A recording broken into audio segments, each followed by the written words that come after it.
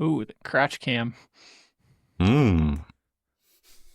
Get the Vaseline off my lens. Oh, daddy. Well timed. It works. Oh, hi. There you Hi. go, man. Put that coffee down. Oh, I was running. I didn't even get a coffee. Oh, oh, Trying to get jobs Do finished. you need to stop? Rushy. No, it's okay. Thank you. Appreciate it. Already late enough. How are you, sir?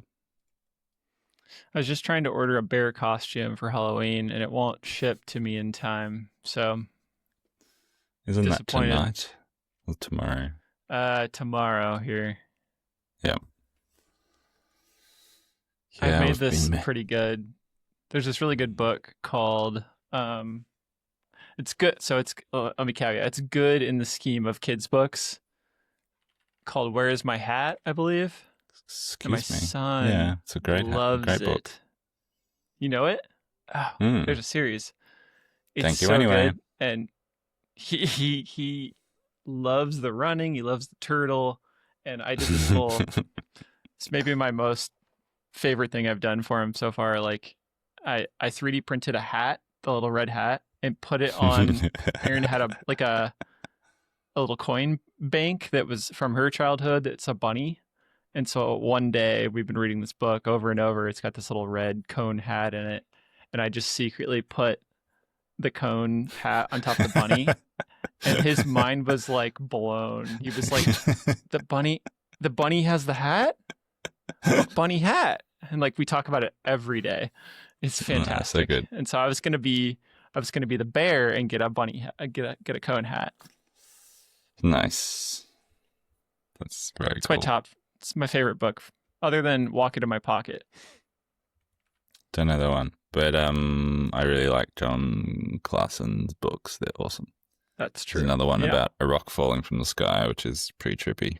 And might have to get that. Cool. I bought another one. There's a series on seemingly hat books too. He's got one with whales. Yeah. So. Yeah. Children's stories. Like I've been a fan of children's stories from well before I had kids. I used to collect them.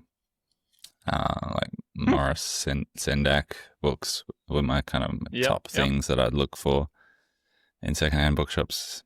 Love them. It's good. I can't say I love most of them. Aaron and I will be in the room reading books to him and kind of go, just, have side comments like, this is terribly written. What is the point of this book? And he's just like, ah. Yep. Anyway, first tangent. Cool. What's happening? I want the UMC update. That's all I'm here for. UMC update. Let's see. I posted on Instagram last night or yesterday that it's just been going a lot slower than I would like, but I'm giving myself some grace in that,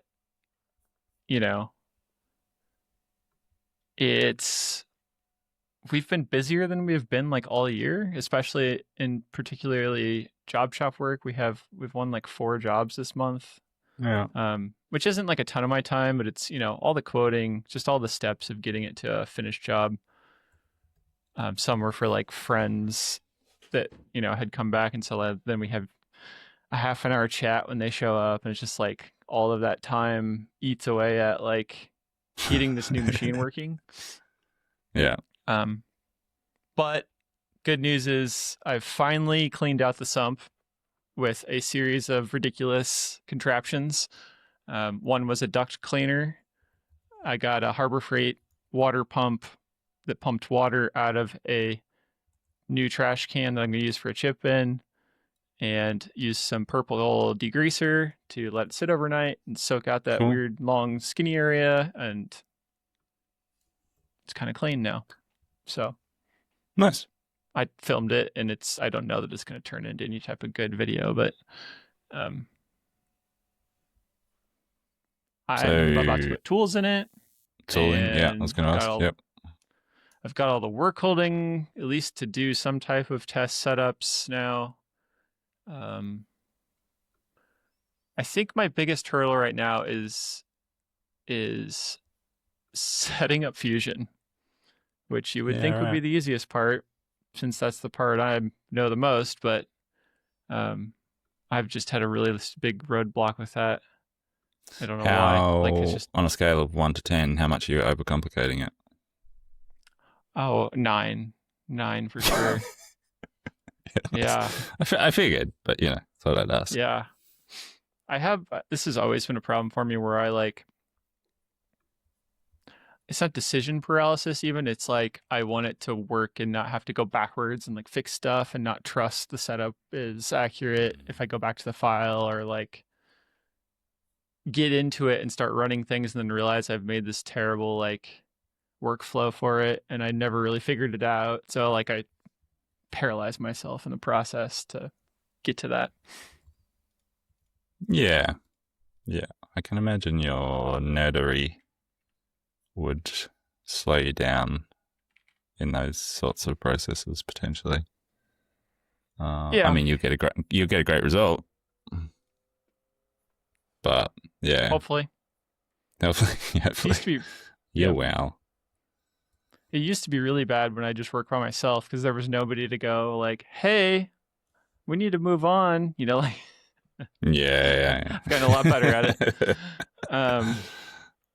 Well, even if the other person doesn't say, "Hey, we have to move on," at least there's a sense of someone else might notice, or somebody's not doing anything for too long, Yeah. and you're paying them to do nothing. Yeah. Anyway, that's kind of So where I'm are at. you trying to set up fancy container method stuff and all of that jazz? Yeah.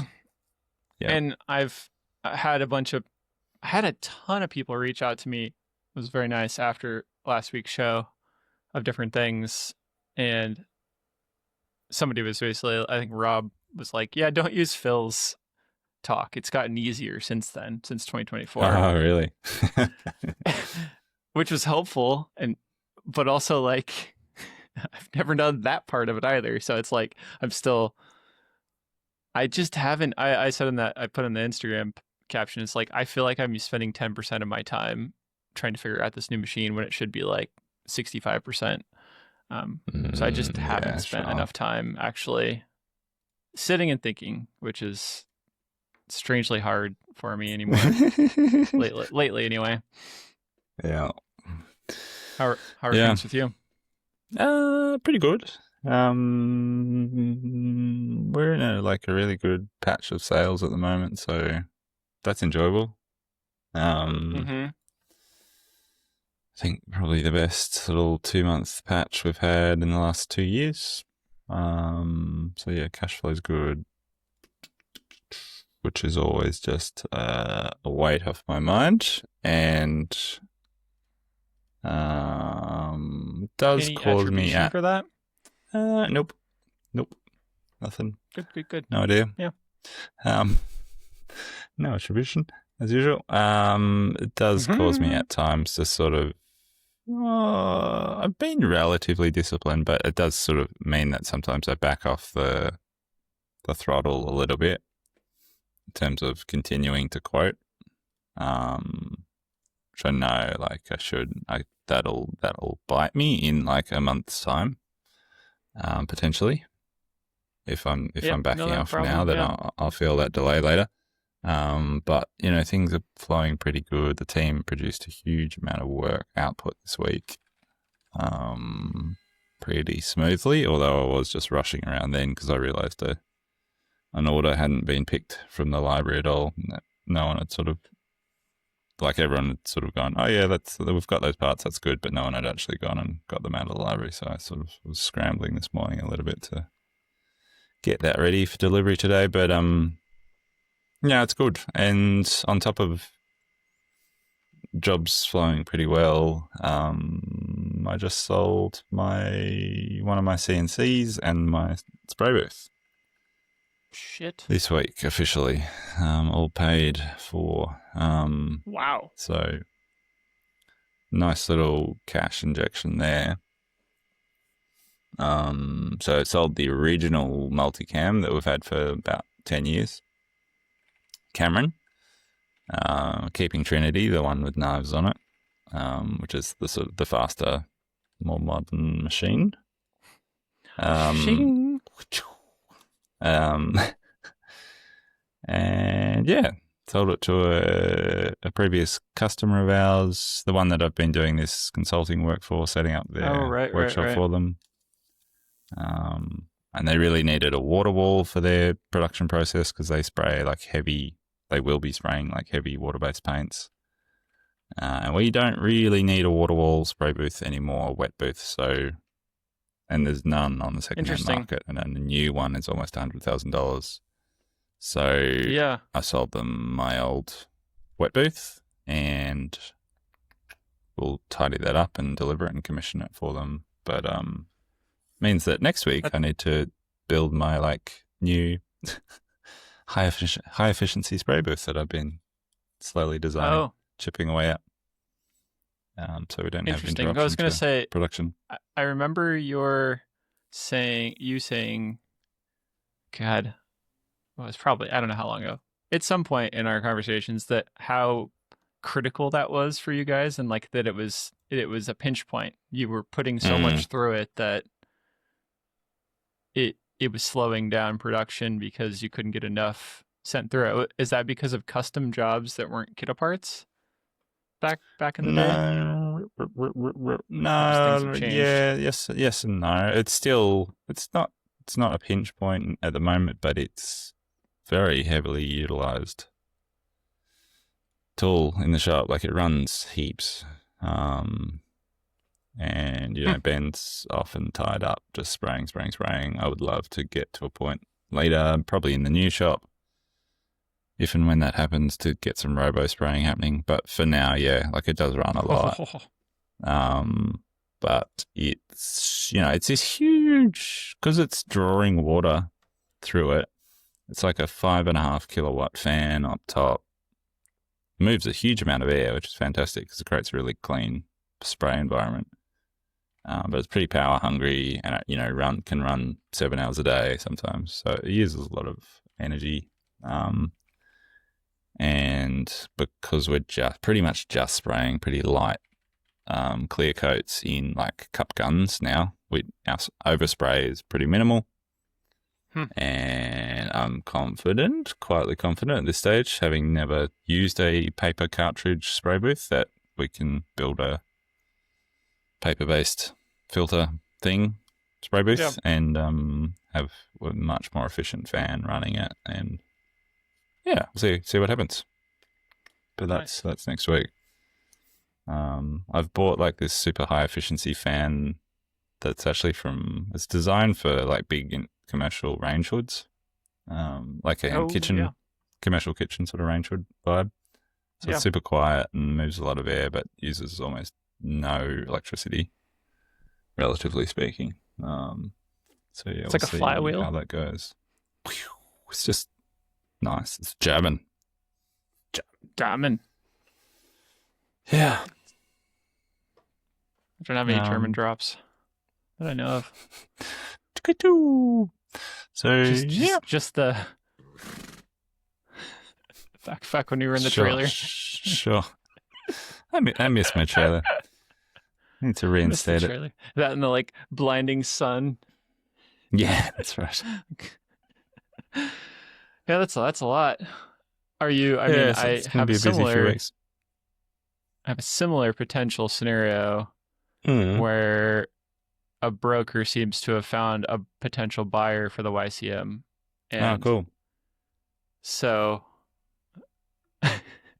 isn't it like you seem to be more chill about it, but in my head I was like, oh my God, no, what? Wait, oh, not ready. Hold on. Like, that's a lot of stuff to figure out. I don't have time for that right now, but I'm like, also I'd like that money. Because it's, I was asking some friends, like, how do you take a Renishaw, like the little optical eye in the back, because I'm going to take the probes off, unless they want them, but they're an additional cost. And it's like, God, I had a guy the dealer put it on, and it was kind of a shit show to put it on because he didn't know what he was doing, basically. And So now I'm like, well, I think I can take it off, but then like we have to take down the wall to get it out of there if they want to, get it out. And today's Ricky's running some parts that were like half finished for pedestal parts. It's just like chop, chop, chop, chop, get it all figured out in case it wants to sell Yeah. suddenly. Yeah. Yeah, I guess I've been sitting on the sale of these two items for several months, kind of knowing that this client was, there was a high likelihood that they were going to take them. They were just getting all their ducks in order in terms of finance and plans and stuff. So it's been on the cards for a while, and yeah, so it's kind of slow burn. And like finally this week they got their finance sorted and the money came through, and like, cool, right, all right, we're doing this. But I'd also given them a heads up of like, cool, once you confirm, I can't interrupt production, just pull our spray booth out straight away. So it's going to take me at least 2 weeks to like do the switch, decommission and switch over. So got some time to get things sorted and scoop all the muck out of the bottom of the water wall, the sump. That'll be a fun job. Get that tidied up. Where's my water wall song? Instead. I don't know where that went. Gonna be listening to Oasis all afternoon, aren't you? I tried to get Suno to make that. It just never really worked. That's right. To remake a version. Meow.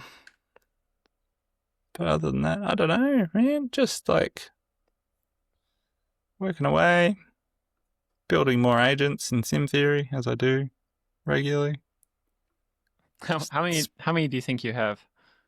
I've lost count. I don't know. How many do I use daily? Be a better question. 1, 2, 3, 4, 5, 6, 7, 8, maybe 8. Oh, yeah, about 8. daily! Holy crap! Yeah. I have 7, including the original Sim Theory one. But I have been making them at a breakneck speed compared to normal. I think I had like 2 or 3 for like 90% of the time I was using it. I just made one. I made that Profit First one, and then I made one that I call Cami for programming the Cami do? the UMC and like helping me. It hasn't been very helpful though. Okay. What sort of questions are you putting through that? Well, what I tried to do was give it all of those AU talks to help me understand the workflow, and it kind of helped, but it seemed confused too. There's a bunch of that kind of like really technical stuff. Another use case that always ends up failing with most LLMs is when I'm trying to help with customers trying to install their pedestal parts or dust boot parts. And particularly, it's all based with WinCNC, the controller for our Shop Sabers. And it's just like, I bet we have more documentation on the web than anybody, on our like help desk. And so like, there's just nothing for it to feed off of. Because even like the WinCNC manuals aren't helpful because they're not flavored for Shop Saber. But they have their own macros. They have their own skins to it. It's just like, WinCNC just makes me think of Winamp. Even looking at the screenshots of it, it looks like almost Winamp era software. Yeah. Is this what the Shop Saber runs on? Yes. Yeah, right. Winamp. Oh, you do? Really whips the Lana's ass. I just find Fast on the buttons today. That's amazing. I've got so many buttons open. That's amazing. I can't even see you. I just got too many buttons. Does a Shop Saber have a pendant, or you do everything on the screen? They have an optional pendant. Everything is. We use a wireless keyboard that's $20, and that's a pendant. Always seemed. Now I don't think it feels as overpriced. In my early days, it felt like a crazy amount of money. I think it was $500 some, and I was like, I can't afford that. Now I'm like, that's like half of what one vendor wants for this UMC every time I talk to somebody, you know. I've been to clients that have them, and I'm sure it's useful to some for what I need it for. We don't really use it for that kind of thing with that kind of concept. Yeah. Yep. Wow, I'm jealous of all your buttons. I can't believe you get all the buttons. I don't get any buttons. Well, yours would work now because you use Black Hole. Oh yeah, I could You could have reconnect my Black Hole. so many buttons now. Yeah, cool. All right. Like, Sweetie, have a good show. What you do is so important. That one makes me sentimental. That's from one of my podcasts I listen to, plays that all the time. And then Ricky's like, unironically, he will always say to me, like, have a good show when I tell him I'm going to go do the podcast. And I'm like, that plays in my head. I'm like, Nice. You sound like my grandma or something, you know? Dear. I don't really know how to like talk about this fully yet because it's still kind of in early days, but I ended up talking to like an advertising consultant, which is, I don't even know how to say it, a marketer per se, to basically help manage ads and All right. expand sales. You know, I've mentioned here a few times, I have this feeling that I am not doing a good job of that in particular. Like, I've set up some like meta ads that just run indefinitely, and which, as I've had people say, it's like, I see your ads everywhere. It's like, I don't do a good job of like tweaking them, and like stuff is always changing with them. So it's like probably optimal to every week at least like review and change them, and it just takes enough time. I don't do it. So I had an initial kind of discussion. I think that the first takeaway was it was far more expensive than I was prepared for or had any idea, which was fine. But we may do some kind of like hourly basis, like on demand, instead of like a full management situation, so that at least I'm having somebody else look through it, because we're getting pretty good results from ads. It's just not, I'm just not doing, I'm not taking full advantage of it, I feel like. Yeah. So Yeah. it's interesting talk. So was it just sort of an exploratory chat Yeah. initially? Yeah. Yeah, it was like a couple hours, which was kind of interesting. Kept going and going, which was nice because it was like, oh, this is free help, you know, like. Nice. Yeah. And it was the guy, you know, super nice. I think he actually listened to the show one time, or at least in preparation to talk to me, which is so funny. Nice. Maybe he's listening to this. Hello. And one thing that was, I think I knew, but I thought of to say to you about as I wrote it down, was like, the email is by far the best like digital method for sales conversion. And more or less people have agreed, I guess words were agreed to let them, they have agreed to let them be pestered by your emails and like not to worry about unsubscribe rates. And that the conversion rates for it, you know, compared to anything else you can do, are just so good, because you've already got the people that want to hear from you and potentially buy something or whatever that is. It's a good reminder. Yeah, it's a good point. I forget about my direct emails, and like every few months when I have a specific reason, I'm like, oh, that's right. I should use that tool. I'm just super slack with it for some reason. Just falls off my radar. I have had the thought. Sorry, I got a cough.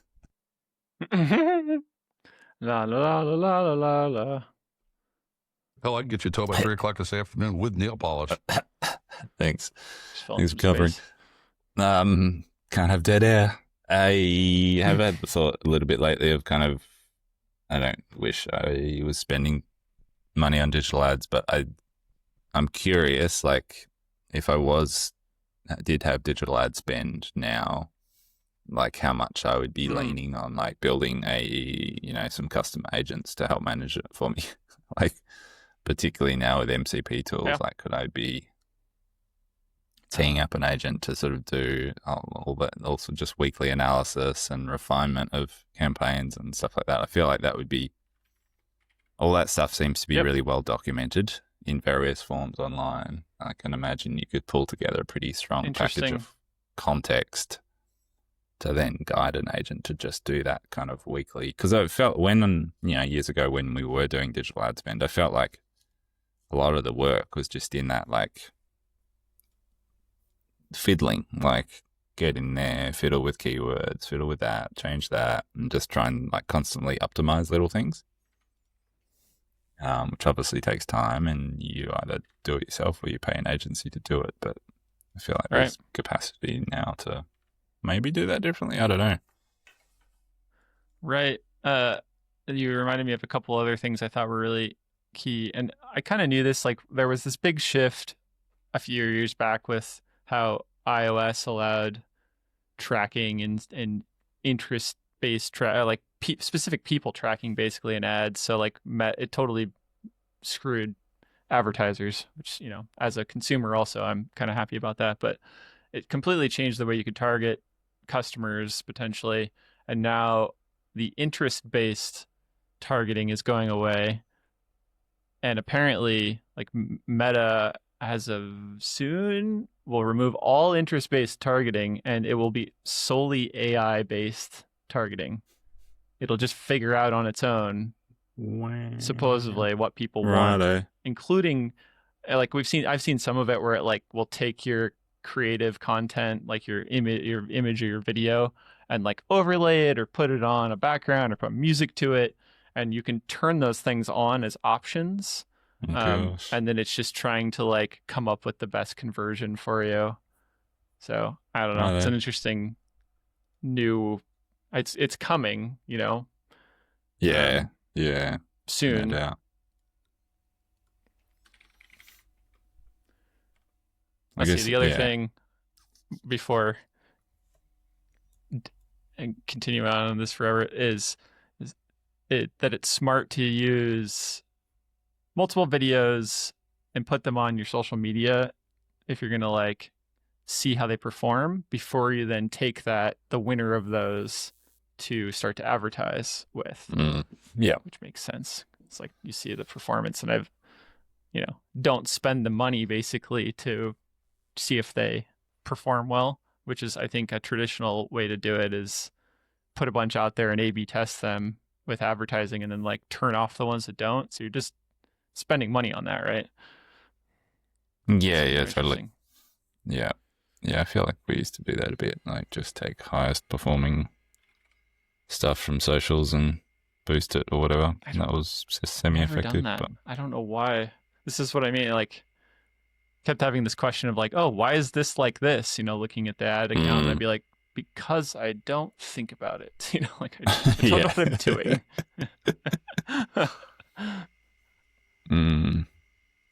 Yeah, I'll like Okay. Shopify Analytics at the moment. I like sales-wise, they're as strong as they were when we were doing digital ad spend years ago. Right. But our conversion rate's way better because we're just getting like only organic traffic. And so yeah, we're getting, I guess we're not pulling from a wide funnel. But we're getting, pretty good conversion. Well, for us anyway. It's not as good as your nice conversion rate, but for us it's like probably an all-time high. Since you have such good organic traffic, what I would imagine would be really effective is remarketing for you. It's just like a single campaign that's just literally, it's like, I was just thinking, it's just a reminder on the internet for like, hey, you remember these shelves? And it's like, those convert pretty well for me. And Interesting. and in particular, it's because they've already shown interest, right? They're already on your website. You're not like beating them over the head with something that they don't even want to see potentially. Yeah. We've been shortlisted. No, we're a finalist in the local business awards for our area, which is cool. What's the context? All like local businesses in this sort of Shire region were nominated by anonymous by the public, and then those businesses were shortlisted, and then we had judges come through for 2 award categories, sustainability and innovation and technology. So we've been nominated in 2 different categories, and yeah, we're a finalist in both now. Very so cool. That was pretty cool. Nice little thing. Yeah, that's awesome. So once we were nominated, I had to write an actual application and put it in. It was not like it was good. Like I always kind of have some sort of dread about having to get stuff like that done, but when I'm actually in it and doing it, it's nice to do something like that occasionally, because it's just a good kind of moment of like reflection and like going, oh, what do we actually do and why are we good at it and blah de blah, and like it was quite a nice exercise to just sit down and bash out some copy. How many agents did you use? A few. Yeah. Yeah, I would have too. Help me answer this form. I need to fill out this form. How do I do it? Yeah, like I did. Yeah, I was writing that soon after I'd done the Shop Stool podcast, which was nice. A nice sort of broad interview covering sort of general business topics. And so I ripped the transcript out of that and gave it to the agent, and then I pulled various other articles in as well, and kind of gave it like a super broad context about the business. And that was a useful agent to just sort of have all of that content as a sort of starting point. But yeah, I find with pieces like that, I end up pretty much handwriting at the end. Like I can get to a point and a draft structure, and then I go through the whole thing and hand edit and handwrite a lot of it in the end, just to get the voice and tone where I want it. But I mean, we've talked about that a bunch. It's nice to have a way to get past the blank page effect, like usually for me, it's like, I mean, it's easy to know this, like going to something like design school, where it's like, it's so much easier to be critical once there's something there than like totally nothing there at all, at least in my case, it's like, usually I'm just like, no, you stupid AI, like, why would you ever write, it's like, then I have thoughts for it of like, no, do it like this. And it's like, well, I didn't give you that in the first place. Yeah, exactly. Yeah, one of them got me unstuck yesterday, actually, when I was doing some concepts for a client who wants a sort of Kitaparts-based kitchen. And I saw that. That's cool. I used the Gmail MCP to scrape all of their emails with all their stuff that we've had conversations about in the last few months. And then at one point yesterday, I just said, hey, I'm stuck. Like, I don't know where to start on this project. And I was like, right. It whipped me into shape. It was like, cool, just make the 3D model of the space in Rhino. You've got all the dimensions, get that done. And then just start blocking in appliances. And I was like, cool, thank you. Which at some level I knew that was where I had to start, but it was just having the bot say that and give me a little list of things to do was awesome. I was like, cool, I'm just going to focus on those 3 things. It's pretty handy. I mean, I feel like it's just feeding fed horses, isn't it the new thing? But nay. I was trying to figure out, as I was driving home, this happens to me quite often, where I was trying to figure out, I knew that if you create a loop with an airline system, like a compressed air system, it's better than if it's an out single line and doesn't loop. Yeah. Yeah. So your main line is looped. Yep. Yep. I knew that, but we don't have that. And since we've expanded the new space, it's kind of at the end of the train line, right? Like it's as far away as it gets from the compressor. And so you can put like additional tanks and stuff on to give it like a reservoir, but it's still like for the use of our like swerf sucker thing, it just wasn't working very well. And I was like, the compressor has plenty of capacity. Like, what's limiting this? And so I had a conversation with GPT voice on the way home the other night, and like gave it some reasonable explanation of like what our system was, including like the actual pipes we use, since they're like a branded thing. Cool. And it maybe is lying to me, but it gave me like very specific like yes and no answers, and seemed to back it up enough of like, yes, this is a better way to do it. Yes, it would help if you extended it at the end of the line versus like somewhere at the T. Yeah. It could like map the space seemingly as I described it, probably better than another human. Like I wouldn't have been able to take what I told it and give any kind of answer. Mm-hmm. I don't know, just maybe it's because I have audio processing issues or something, but I was very impressed. I told Erin about it afterwards, and she was like, yeah, that's pretty like conceptual. That's cool. So you're going to loop your main line?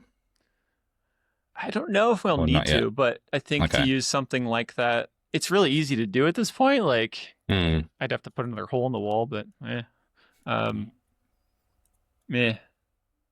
What Right do you now it use, like- seems fully. It's called Maxline. It's like a company out of the Midwest that makes HDPE outer with aluminum inner tube, and it Oh, it can wow. like bend and stay somewhat rigid. And Yeah. then they have really nice like compression fittings that go to manifolds. And so like we started out at this shop, and I bought like a kit. It was like $200, and that was everything we Okay. needed for the whole shop. The only downside to it is it's fairly specific, and like when you need more, it's not easy to get super fast sometimes. Semi-flexible I don't know. compressed air tubing? No, Yes. or is it like, are they Yeah. rigid pipes? No, it comes in a coil typically. Oh, and yeah, then I you see it. Aluminium unbend it. HDPE. Cool. And Cool, cool, currently cool. the calculation is where I can see us needing a loop potentially is if I add a couple more machines by the UMC, then Sure. it's potentially, and they're all running. The way I understand it, I was asking GPT to give me an example, give me analogies to other things to understand the concept of the loop and like why it was better. I'm trying to remember the examples it gave me. One of them was really good. The other one was like really stupid. It was like the same thing. Sorry, that's not very good. Yeah, I ask because I'm starting to ponder about compressed air for the new shop, and I was in, they've built a new Toyota dealership in town here, which I happened to be in the other day, and they gave me a little shop tour of the workshop out the back, and like, just so the airlines, I just couldn't stop looking at airlines. I was just like, oh my gosh, it's so beautiful. Like it was all like every hose reel had its own like dedicated stainless steel pipe run, I guess, so you don't get pressure drop or something. And it's just like, oh, it's gorgeous. I want a workshop like that. But yeah, It was really So- nice to add on to, like, and you know, we put That a T, system. like Ricky hadn't done it. Yeah, before another employee had done it for us when he was here, and I basically it was like, go look it up online, right? Like it's this system, and Yeah. I think I was gone on vacation that week even, and when I came back, he had basically gotten it all wired up with no Yeah. prior. It should be easy, but it just it didn't like what's great is sometimes with like pipes and stuff, you got to like put your own threads on them and like Blech. make sure that they don't leak, and this stuff never leaks. It's just like rock solid. Yeah, the other day I was thinking about like how I'm going to rig up the robots and in the new space, and like obviously the floor plate is really tight, and the robot controllers and the cables take up quite a lot of space. And it's like they've got these enormous cables attached to them between the controllers and the robots, and like some of them are really long. I suppose technically I could cut them down and truncate them, but that feels danger. And I was like, where am I going to put like this massive bulk of cables? Like, either I build like a subfloor, which is kind of whack because then you can't roll stuff through around that zone.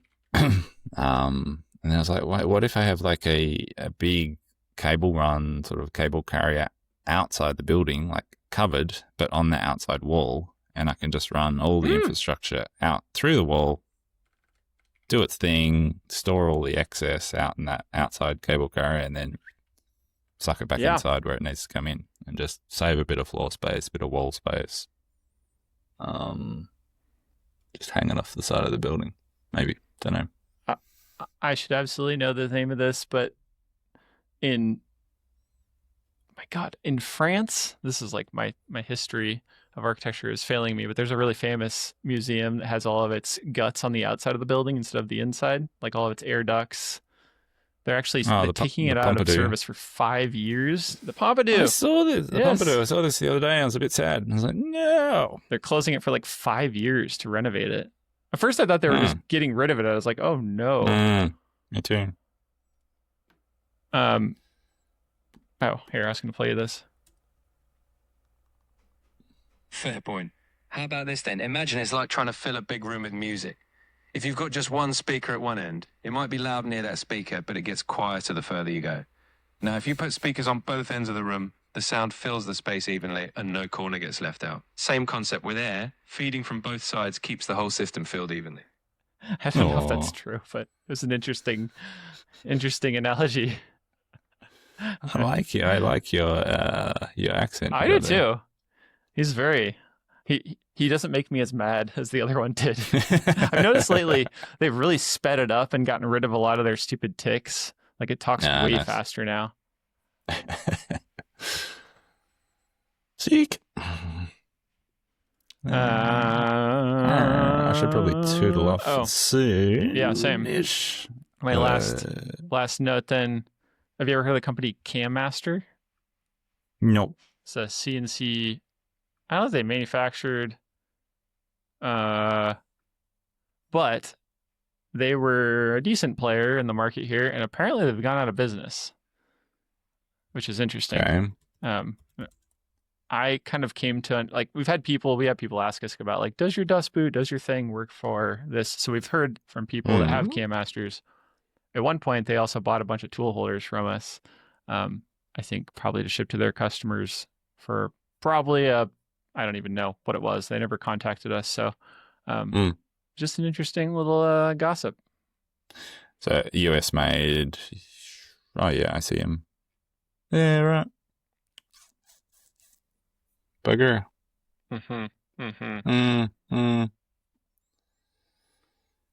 Yep. I'm going to buy a CNC manufacturing company. It's a little side hustle.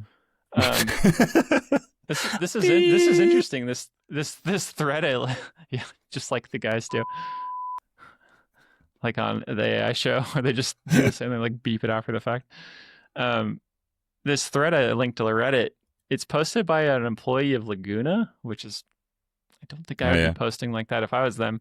And in the comments, they're talking about, funny you mentioned Laguna, and so he's replying to somebody. He said, we used to charge $32.50 for a service call so people would try and troubleshoot themselves. Our new policy is $500 for 2 hours, $190 for additional hours. Do you mean $32.50 or $32.50 for a service call? $3,250. As in phone service call or went to their shop? It would be for a shop visit. That's insane. That's crazy. What do you pay? Do you pay anything close to that for a service call? We had one yesterday, actually. Multicam Tech was here pretty much all day, servicing both machines. That'll cost us $1,200 or something. Yeah. See, that's for the day. Yeah. It's not 3 times that. No. I was just going to say, I did get a bill the other day for phone support from those robot spares people who helped me with the hard drive failure recently. And their hourly rate was pretty like hair Did they raising. tell you it? Yeah, They yeah, they charge did. you? Oh, okay. Yep. Okay. Yeah, It's yeah. just that's crazy. Um, That'd be weird to be in business like that, right? Like if you were selling shelves and like whatever you were doing, consulting, and like you just didn't tell people and it was just accepted that you would just send them crazy bills and they would just pay them. Like such a weird, like lawyers can be like that sometimes here. yeah. Like no engagement Accountants. conversation. Yep. Cool. Well, Then I think that's it. that's it. Don't have anything to ring. Look at this. Justin does. Oh wow, yeah. Beautiful. See you next time.